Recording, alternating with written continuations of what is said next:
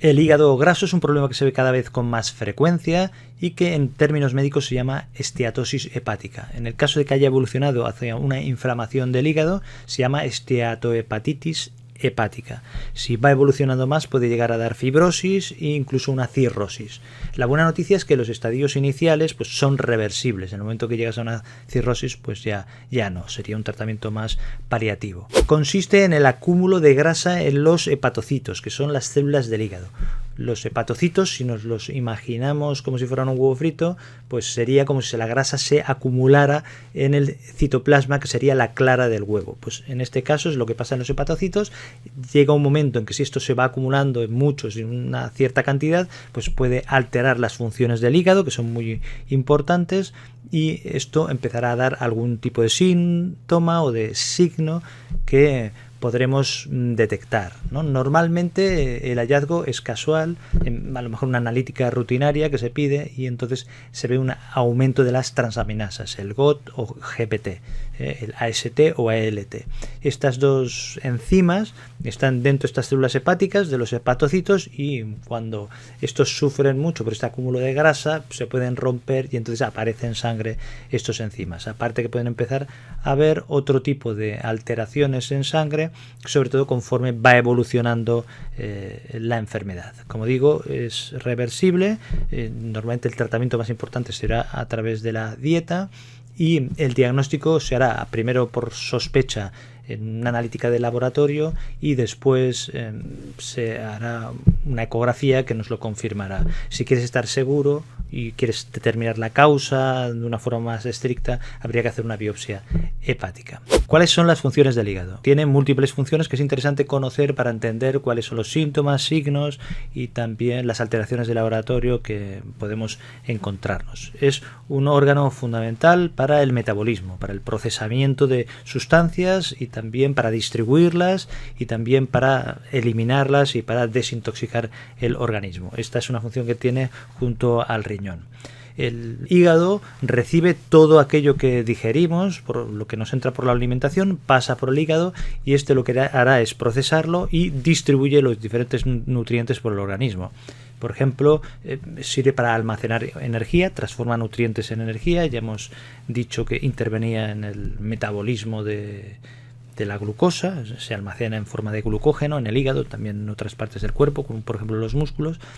Y también lo que hacía era producir proteínas. Algunas proteínas de estas sirven para transportar diferentes tipos de sustancias, pero son importantes las que sirven para transportar el colesterol o las grasas, ¿no? Las del colesterol serían el LDL colesterol, este que llamemos colesterol malo, y el HDL colesterol, el colesterol bueno, y también el VLDL, que es el que transporta los triglicéridos.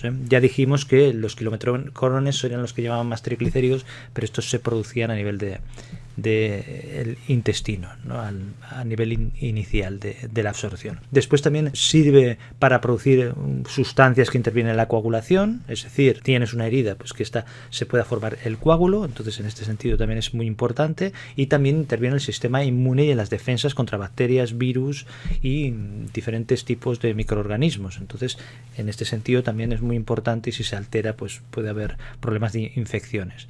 Y después también interviene en el procesamiento de medicamentos o de alcohol, de sustancias tóxicas que puedan entrar por diferentes vías. Entonces, he dicho antes que sirve también para procesarlas y también para eliminarlas. Y otra función importante es la producción de bilis, por supuesto. Esta sirve para la digestión de las grasas en el aparato digestivo, en el intestino, pero también es una forma de eliminar residuos del metabolismo de los hematíes, de los glóbulos rojos, y también sirve para almacenamiento de hierro. Este se almacena en hígado. O sea, como vemos, tiene una serie de funciones importantes y entonces cuando se acumula mucha grasa en estos hepatocitos, estas células hepáticas, llega un momento que pueden romperlos o pueden interferir en algunos de estos procesos y esto empezará a dar alteraciones analíticas y algunos síntomas y algunos signos. ¿Por qué es malo tener un hígado graso, una esteatosis hepática?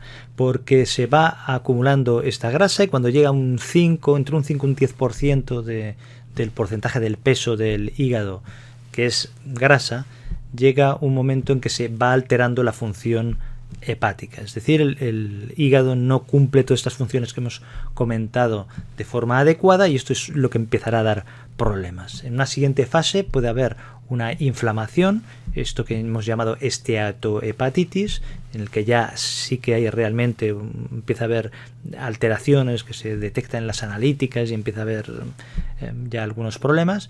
Y después, una siguiente fase, empieza una fibrosis hepática en la que empieza a haber unos tejidos cicatriciales, ¿no? Empieza a haber cicatrices dentro del hígado y una fase ya posterior sería la fase de cirrosis hepática en la que gran parte del tejido sano ha sido sustituido por un tejido cicatricial. Entonces esto puede dar lugar a una insuficiencia hepática, es decir, que el hígado progresivamente colapse y la única solución sea un trasplante hepático. Y también esta evolución del hígado graso, cuando empieza a haber fibrosis y luego la cirrosis, también predispone a que puedas desarrollar un cáncer hepático. Entonces, todas estas cuestiones son las que nos indican que es un problema serio y que hay que abordarlo, sobre todo en las fases iniciales, que son reversibles totalmente con algunos cambios.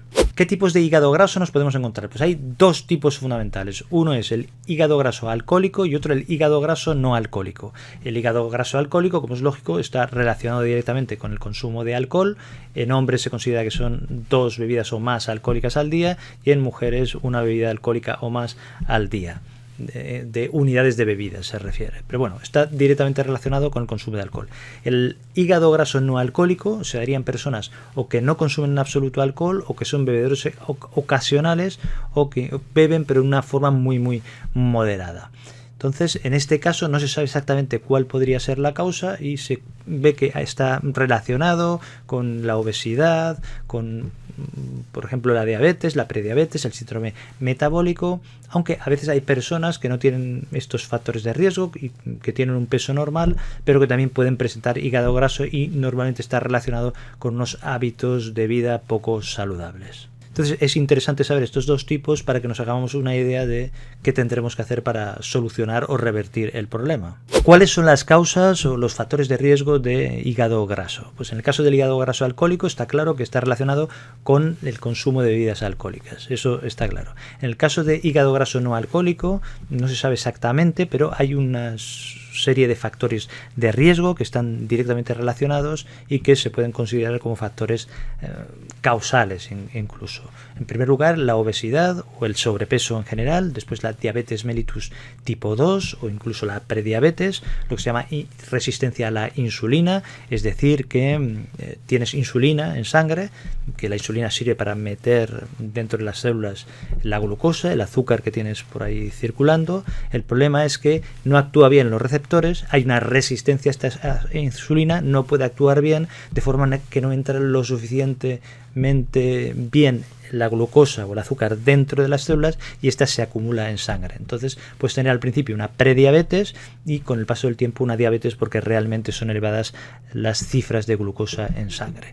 Después también tenemos el síndrome metabólico, que ahí ya también le llaman síndrome X, en el que hay esta insulina resistencia, es decir, hay una resistencia a la acción de la insulina, de forma que puede haber una prediabetes, hay una tendencia a tener elevada la glucosa en sangre, pero además nos encontraremos con una elevación de la presión arterial, suelen tener hipertensión estas personas, una hipercolesterolemia, el colesterol está elevado, y una hipertrigliceridemia, es decir, los triglicéridos elevados. Y también suele ir con una obesidad o un sobrepeso, sobre todo a nivel de obesidad abdominal, ¿no? Un aumento de la grasa visceral a nivel del abdomen y que tiene tendencia también a acumularse alrededor del hígado y también dentro del hígado, concretamente, como hemos dicho, en los hepatocitos. Y también se puede encontrar en el síndrome de apnea del sueño. En este caso suele ir asociado también a sobrepeso o a veces incluso a obesidad.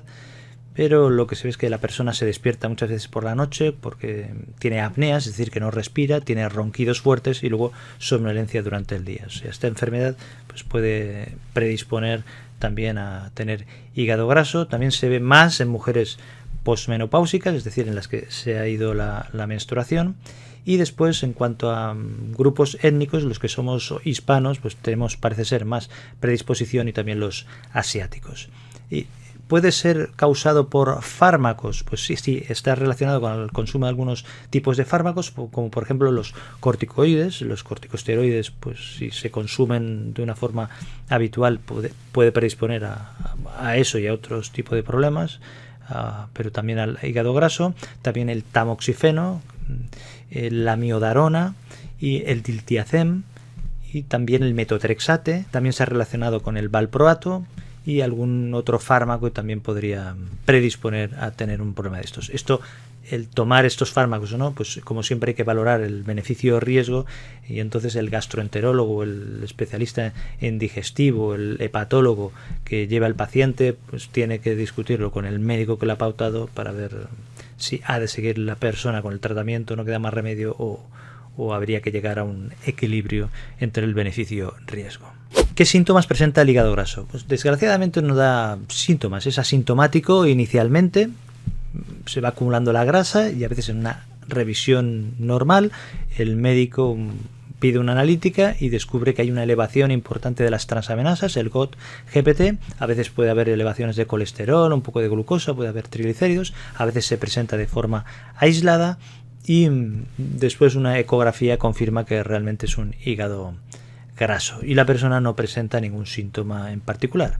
Ahora bien, conforme esto va avanzando y puede inflamarse el hígado, puede haber destrucción ya un poquito mayor de los hepatocitos, empieza a haber una cantidad de grasa mayor al 10% del peso del hígado y hay inflamación, pues entonces esta inflamación puede presionar también en lo que es la cápsula hepática que rodea el hígado, y entonces esto dar síntomas de hinchazón abdominal, de molestias en el hipocondrio derecho, es decir, en la parte superior derecha del abdomen, que es donde está situado el hígado. Puede dar malas digestiones, a veces puede tener la persona sensación de náuseas, de pérdida de apetito, incluso de pérdida de pesos. Estos son síntomas generales que luego puede ir con astenia, es decir, con cansancio, con fatiga. Claro, conforme esto va avanzando y hay una fibrosis hepática o llega a haber una cirrosis, pues pueden alterarse muchas más funciones del hígado y puede dar lugar a todos estos síntomas que hemos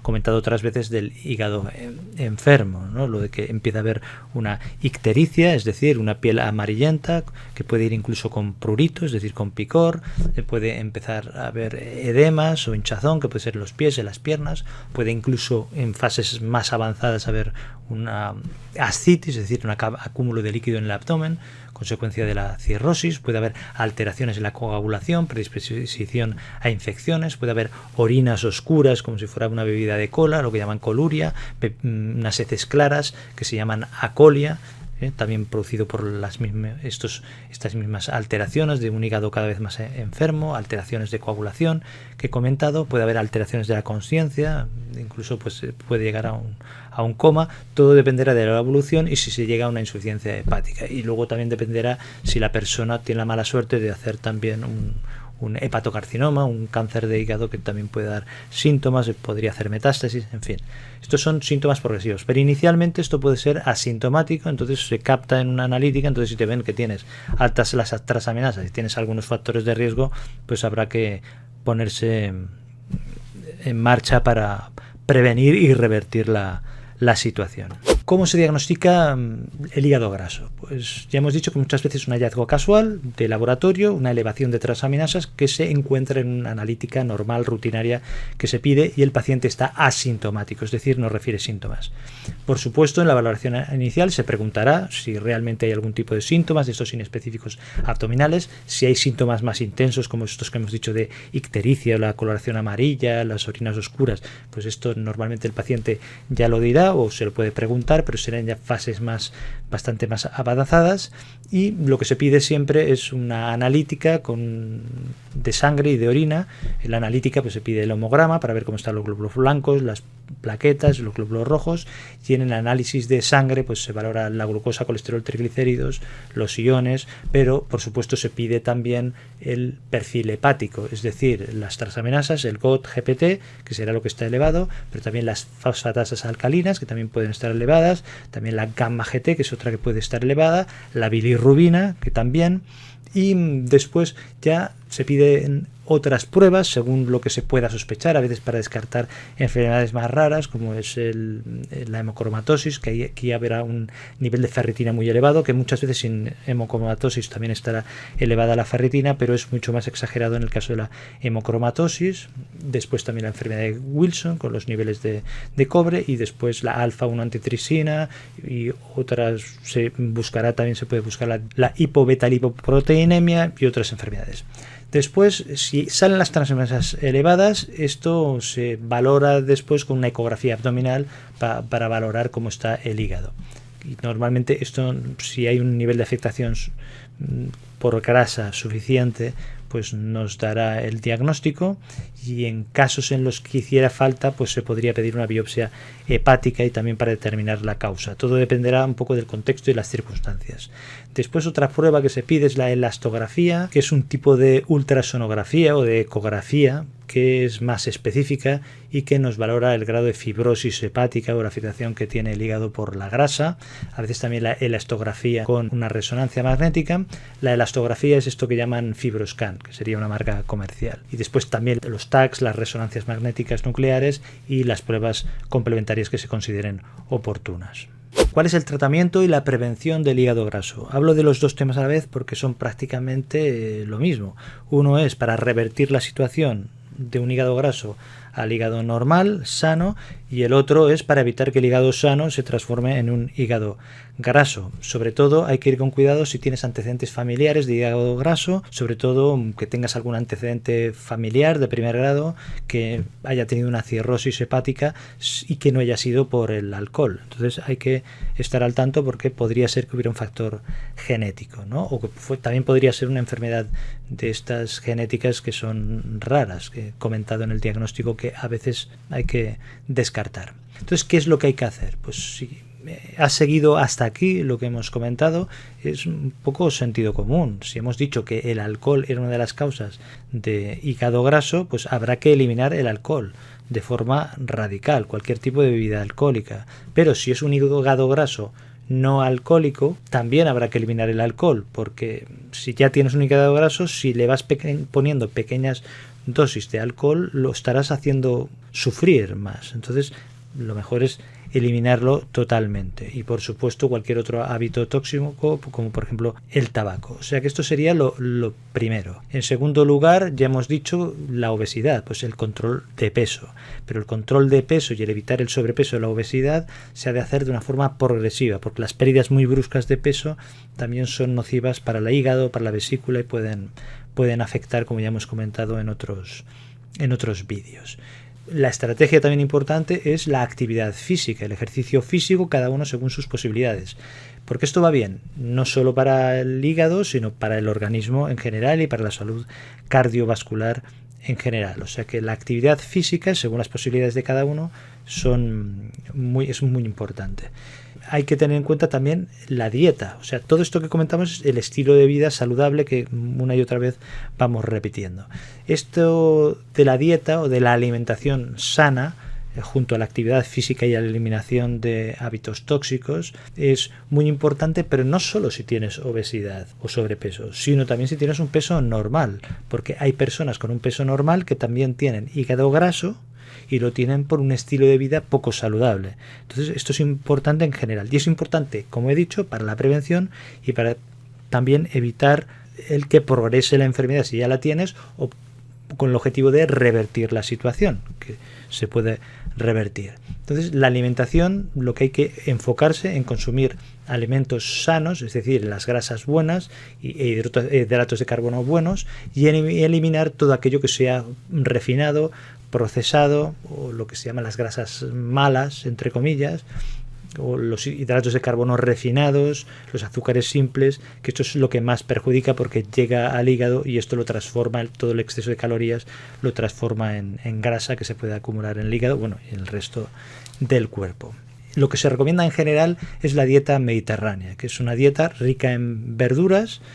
También hay fruta, pero en una proporción que tiene que ser moderada, sobre todo si tienes hígado graso. La fruta hay que consumirla en forma de piezas enteras, no en forma de zumos, y mucho menos si son zumos procesados, porque llevan fructosa y esta va directamente al hígado y y fomenta también la aparición del hígado graso, sobre todo si tienes una predisposición. No sé, que la fruta en forma de fruta de pieza entera, y tampoco sin exagerar, ¿eh?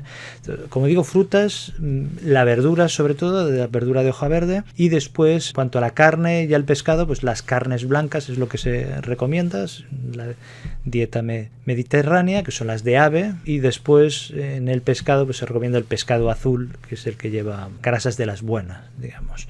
Después también tener en cuenta las semillas, los frutos secos, que esto también llevan ácidos grasos poliinsaturados, que son de los buenos. Con los hidratos de carbono en general hay que ir con cuidado, sobre todo la pasta, el arroz. Si es integral, mejor. Se pueden consumir legumbres, y por supuesto el aceite de oliva es el que se recomienda. ¿Y qué alimentos hay que evitar? Pues ya he comentado todo lo que sea procesado, pero sobre todo los alimentos que combinan, o los productos que combinan, aparte del tema del alcohol, pues los que combinan grasas de las malas junto con azúcares refinados, es decir, todo lo que sea bollería, pastelería o gominolas o asuntos de este tipo, pues lo siento mucho, pero habría que eliminarlo de la forma más radical posible. Que si lo pensamos es un poco de sentido común, a menos que veas vídeos que hablen sobre estos temas o que leas algo, pues verás que las recomendaciones son las generales que se hacen no solo para el hígado graso, sino las que se hacen en general para una alimentación saludable. Te dejo aquí un vídeo sobre hígado enfermo que creo que te puede ayudar a profundizar en estos temas, y otros vídeos de salud y medicina que creo que te pueden interesar para seguir profundizando en estos temas. Muchas gracias, un abrazo, cuídate y hasta el próximo vídeo.